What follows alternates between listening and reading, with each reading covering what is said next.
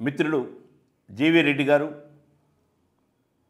ఆడిటర్గా, న్యాయవాదిగా, మేధావిగా, తెలుగుదేశం పార్టీ జాతీయ అధికార ప్రతినిధిగా, ప్రస్తుతం AP state fibre net limited చైర్మన్గా పనిచేస్తున్న వ్యక్తి గత 2 రోజుల క్రితం రాజీనామా చేసి నేను రాజకీయాల్లో ఉండను అని చెప్పటం చాలా బాధాకరంగా ఉంది. ఈనాటి సమాజంలో జీవీ రెడ్డి లాంటి వారికి స్థానం లేదు అనే భావన కలిగి చాలామంది మేధావులు, విద్యావంతులు బాధపడుతూ ఉన్నారు.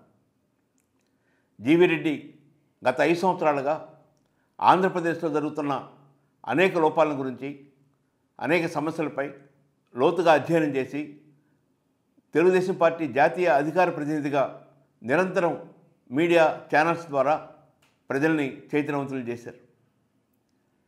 ఎక్కడ తప్పు జరిగినా ఆ తప్పుని ఎలుగెత్తి ధైర్యంగా చెప్పిన వ్యక్తి జీవీ రెడ్డి. ఆయన ఏపీ స్టేట్ ఫైబర్ నెట్ కార్పొరేషన్కి చైర్మన్ అయిన తర్వాత అక్కడ జరుగుతున్న విషయాలను చాలా సున్నితంగా పరిశీలించి, లోతుగా పరిశీలించి, ఏ లోపాలు జరుగుతున్నాయి, ఎంతమంది అదనంగా పని లేకుండా జీతాలు తీసుకుంటున్నారు, ఎంత అవినీతి జరిగింది, అది ఏ స్థాయికి అభివృద్ధి చెందాల్సింది అభివృద్ధి చెందకుండా ఎందుకు ఆగిపోయింది, ఇలాంటి విషయాలన్నింటినీ పరిశీలించి ఒక నివేదిక తయారు చేసుకొని సంబంధిత అధికారుల దృష్టికి తీసుకెళ్ళాడు. కానీ అక్కడి నుంచి ఎలాంటి సమాధానం రాలేదు. దాదాపు 400 మంది పైగా ఉద్యోగస్తులు ఏమాత్రం పని లేకుండా ప్రతి నెలా 1,30,00,000 రూపాయల జీతం తీసుకుంటున్న పరిస్థితిని గమనించి ఒక ఆడిటర్గా అలాంటివి ఉండకూడదు, నేను చైర్మన్గా ఉండి ఇలాంటి ప్రజల ధనం దుర్వినియోగం అవటం ఏంటని ఆలోచించాడు. అదేవిధంగా ఈ ఫైబర్ నెట్వర్క్ అనేది ఆంధ్రప్రదేశ్లో 2,000 కోట్ల టర్నోవర్కి తీసుకెళ్లాల్సిన అవకాశం ఉన్నప్పటికీ లక్షలాది మంది వ్యక్తులకి ఉపయోగపడే ఆ కార్యక్రమం ఉపయోగపడటం లేదు, ముందుకెళ్ళటం లేదు, అది కునారిడుతూ ఉందని బాధపడి దానికి చికిత్స చేయడానికి ప్రయత్నించాడు. కానీ దురదృష్టవశాత్తు అది ముందుకెళ్ళలేదు, వారి ప్రయత్నాలు సఫలం కాలేదు. కానీ తను రాజీనామా చేయాల్సిన పరిస్థితి ఉత్పన్నమైంది. ఐఏఎస్ ఆఫీసర్లు గతంలో ఉన్నట్టుగా నిజాయితీగా ఉన్న పరిస్థితి లేదు. ఈరోజు వారు కూడా అవినీతిలో భాగస్వాములైన పరిస్థితిని గమనించాలి. రాజకీయ నేతలు కూడా అవినీతి నిర్మూలనని పెద్ద పెద్ద మాటలు చెప్తూ, కానీ అవినీతి చేసిన వారి దగ్గర మరికొంత అమౌంట్ రాజకీయ అవినీతిగా తీసుకొని ఆ అవినీతిని ఆపుతున్న పరిస్థితిని కూడా చూస్తూ ఉన్నాం. మనం నీటిపారుదల ప్రాజెక్టులు అవి గమనించాం, ఎలక్ట్రిసిటీ ప్రాజెక్టుల్లో గమనించాం. పాత కాంట్రాక్టర్లు పెద్ద ఎత్తున అవినీతి చేసి వందలాది కోట్లు సంపాదించినా అందులోంచి కొంత అమౌంట్ తీసుకొని వారితో లాలూచిపడిన సంఘటనలు చూస్తూ ఉన్నాం. ఏపీ ఫైబర్ నెట్వర్క్లో కూడా అదే పరిస్థితి మనం గమనిస్తున్నాం. పాత లోపాలని ఎత్తి చూపించి వాటి పరిష్కార మార్గం కోసం కృషి చేసిన ఒక ఆదర్శవాది, ఒక మేధావి, నిరంతరం మంచి చేయాలని తపన పడే జీవీ రెడ్డి తన కృషిని ముందుకు తీసుకెళ్ళలేకపోగా రాజీనామా చేయాల్సిన పరిస్థితులు ఉత్పన్నమైనవి.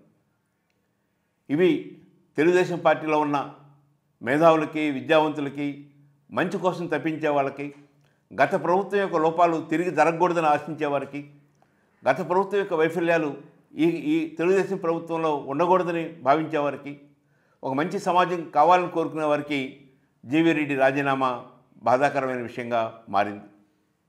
ఈరోజు కృష్ణా, గుంటూరు జిల్లాల పట్టభద్రుల శాసనమండలి ఎన్నికలు జరుగుతున్న సందర్భంలో ఒక విద్యావంతుడికి ఇలాంటి గుణపాఠం జరిగిందని అని చాలామంది పట్టభద్రులు ఆలోచిస్తూ ఉన్నారు. ఇలాంటి సమాజంలో మనం ఎవరికి ఓటేయాలి, ఎలాంటి మంచి వ్యక్తులకు ఓటేయాలని కూడా ఆలోచిస్తున్న పరిస్థితిని చూస్తున్నాం. జీవీ రెడ్డి తన రాజీనామాలో స్పష్టంగా చెప్పాడు, నేను తెలుగుదేశం పార్టీ ప్రాథమిక సభ్యత్వానికి రాజీనామా చేస్తున్నాను, తెలుగుదేశం పార్టీ జాతీయ అధికార ప్రతినిధిగా రాజీనామా చేస్తున్నాను, ఏపీ ఫైబర్ నెట్వర్క్ చైర్మన్గా కూడా రాజీనామా చేస్తున్నాను, వీటితో పాటు భవిష్యత్తులో నేను ఏ రాజకీయ పార్టీలో చేరనని కూడా చెప్పడం జరిగింది. అంటే ఆయనలో ఒక రకమైన నిరాశ, నిస్పృహ కలిగించింది ఈ 8 నెలల తన పరిపాలన అనుభవంలో. కానీ జీవి రెడ్డి లాంటి వారు అలాంటి నిరాశ నిస్పృహలకి గురి కాకూడదు. రాజకీయ పార్టీలో జరగకపోయినా రాజకీయ చైతన్యం, సామాజిక చైతన్యం, సాంస్కృతిక రంగాల్లో చైతన్యం తీసుకురావడానికి అనేక రకాలైన సేవా సంస్థలు ఉన్నాయి. వాటిలో ఉండి పనిచేయాల్సిన అవసరం ఉందని నేను భావిస్తున్నాను. భవిష్యత్తులో ఈ సమాజంలో మార్పు రావాలంటే జీవి రెడ్డి లాంటి వారు నిస్పృహకు గురి కాకుండా సమాజంలో ప్రజల్ని చైతన్యవంతులు చేయడానికి, వాళ్ళలో చైతన్య దీప్తిని వెలిగించడానికి, ఒక జ్ఞాన తృష్ణని ముందుకు తీసుకెళ్ళడానికి కృషి చేస్తారని ఆశిస్తున్నాను.